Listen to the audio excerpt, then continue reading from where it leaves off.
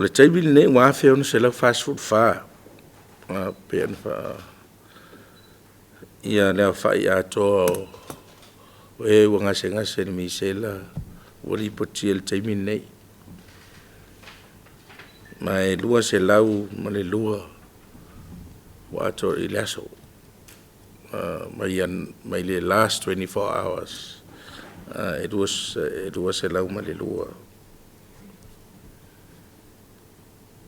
Up to this period on the 22nd of November, o mai anafi, o luas furu ia maliu, o whamawina. Mai o le varus furu iwa pasene o le se lau le awhi ona su whane. O tonu o le motu nei o polu. Ai toa tele lava o le i le area lea le vai maunga ia mawhale ata le anga i toa mua mai lo toa no u whasoro mai vai lele e aluanga i toa mua. A le tele o nei ngase ua tau fia ia tele lava o le whanau laiti. Se fulu mantasi, taimi nesu mantasi whanau laiti o lo tone o la ICU. Mai o lo mawil tinga ina.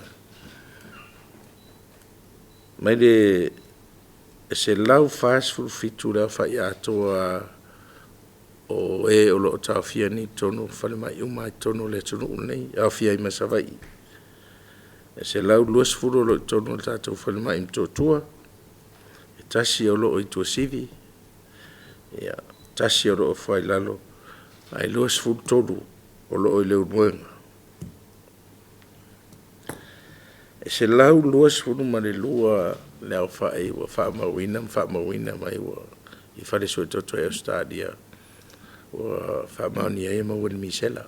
Mai le taimi nei leo toi whautua ina ko e songa whai ang i test wa le wai loa wa pesi la war whamai ang misela i tono Samoa.